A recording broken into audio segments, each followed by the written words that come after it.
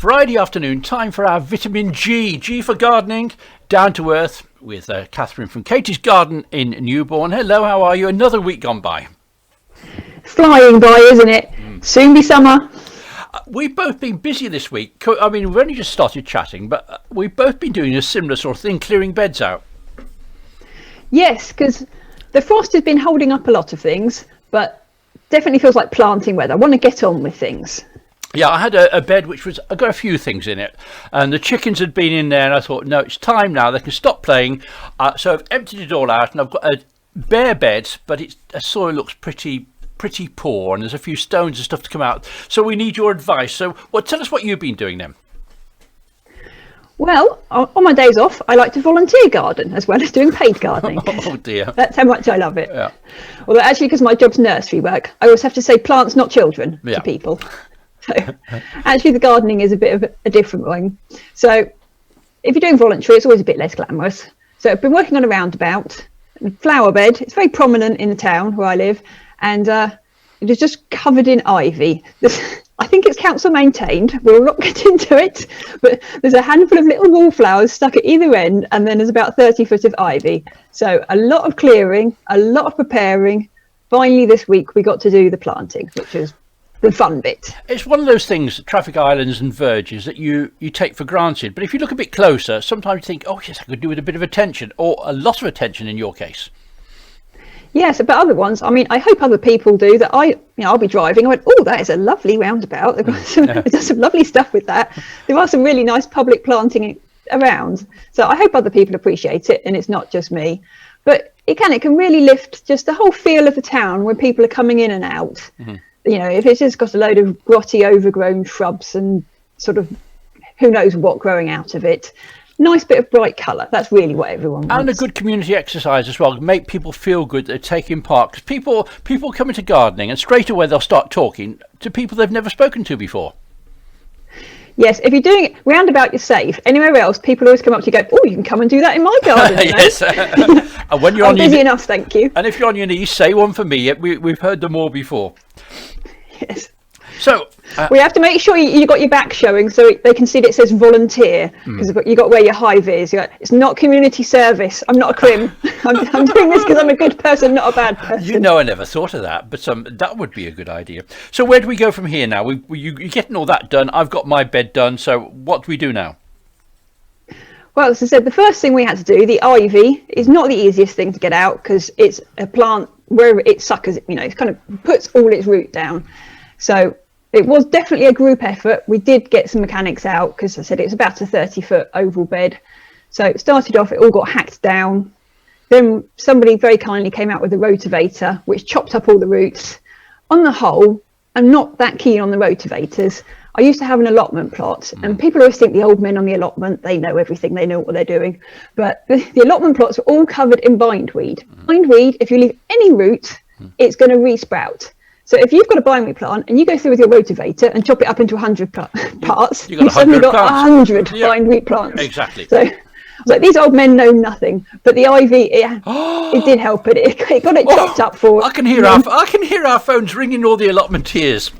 Oh, that's the difference between a gardener. I'm sure there are a lot of wise old sages on the allotments, but not the ones I was on. Gardeners, allotmenteers and nursery people, you think they're the same, but they're not. It's three different tribes and different opinions. That's what's the joy of gardening. Okay, so you have to get all that. A lot of it is just handwork, isn't it? Continually just going down, picking a bit more. There isn't an easy way. No, not really. As I said, again, I'm not keen on sprays, and you're waiting a long time for that to happen as well. Best thing is dig out as much as you can. The bright side is that the ivy has kind of stopped any other weeds. So it wasn't very varied, but at least there wasn't any bindweed or anything else problematic.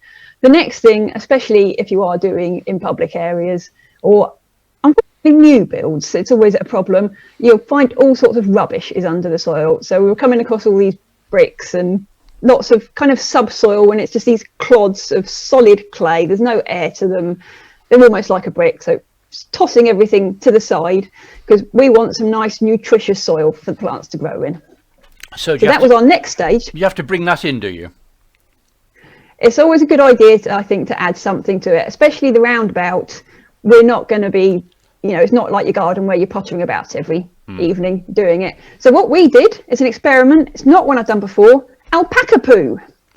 Okay, I have heard of that because there's quite a few alpaca farms around, and it's meant to be quite nutritious. I mean, not for the plant, not for us, for the plants. Yes, I don't think you'd be tempted. And No. apparently you can use it fresh, because horse manure you have to wait for it to break down, which can take months, even years for it. But I was surprised. I don't know why. I was thinking, because they're quite big animals, I did think it was going to be a bit horse manure-y, but it wasn't. It's like rabbit pellets. Yeah, it looks like little bits of licorice, doesn't it, almost? Yes. Yes, well, again, be careful what you're doing with it. So, yes, you need to shop around because there are quite a few alpaca farms around, and they'll be glad to sell it to you or for you to take it away. Yes, dirt cheap, Yeah. as we like to say. But I did notice that the horse manure, I think one of the great things is you often find there are these little worms and things, there's things squiggling about, and you like the living organisms because they help get the whole system going. And the alpaca poo, because it was lots of little pellets, I didn't really notice anything. So perhaps we're not going to get that same benefit. But as I said, I've never done it before. Yeah. Well, we'll It's good to see. try. We'll see. You should have done half and half and see what happens. But too late now. I'm sure there'll be other flower beds to try out. The roundabout's got 4 beds on it. We've only done 1. So you put your compost in, you put your manure in. Anything else you should be adding? Well, once we did the actual planting, again, because it was on a roundabout where we're not going to be able to look after it lots, I did add in multi-purpose compost.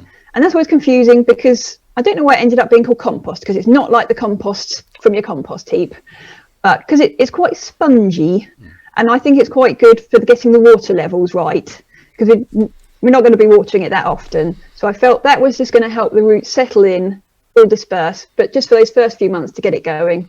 And then we also used our root builders as well, a bit of mycorrhizal fungi we went for to hopefully bind it in. Although I have to say, I don't know, there was an awful lot to bind with. We didn't come across many worms in there. No, but maybe they come. You never know, because you get wildlife coming in, you get the birds and the animals coming in, and that develops its own organisms, doesn't it? So it could be.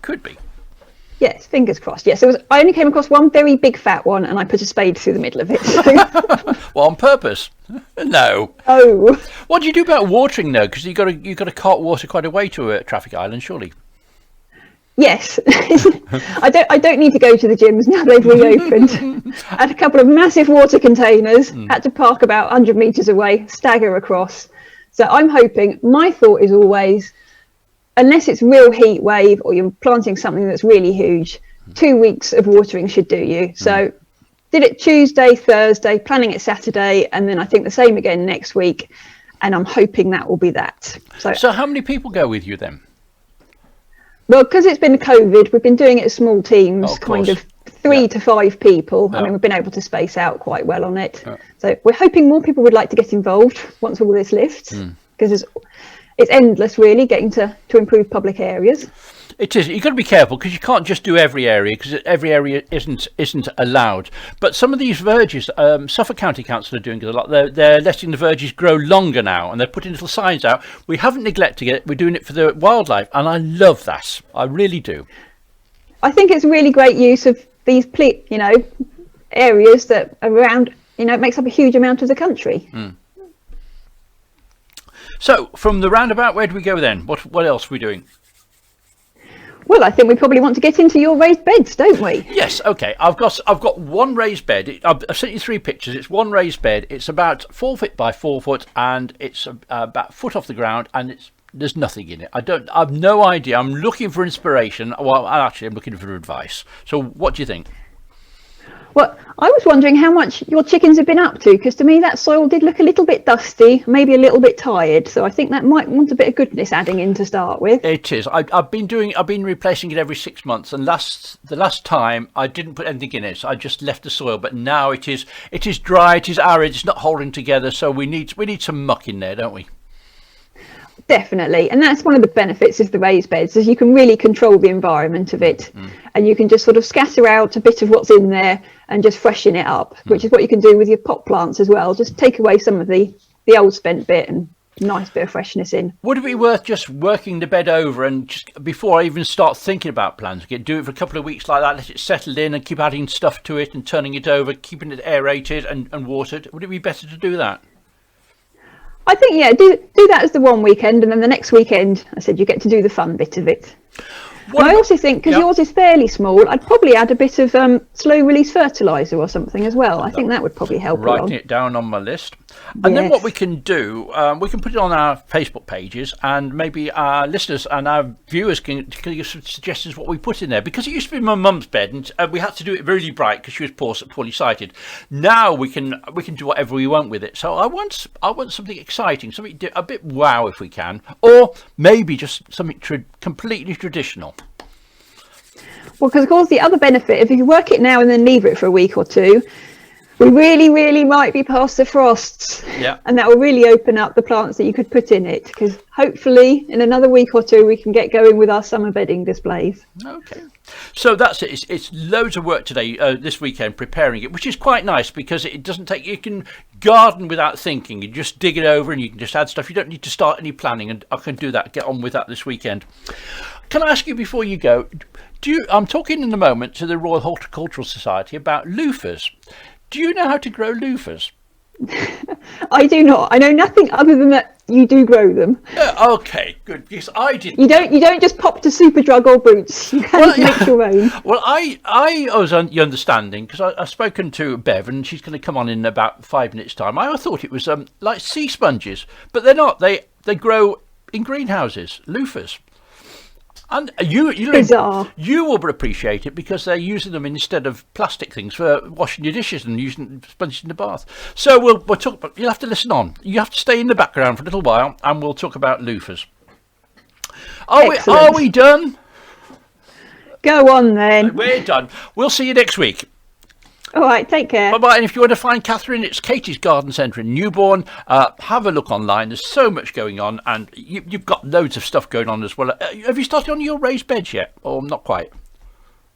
Oh yes, I can't give you the exclusive, Rob. Okay. We've got to wait to announce it to our mailing list. But yes, there's lots of projects on the go. That's a yes there. That's a yes. I'll speak to you later.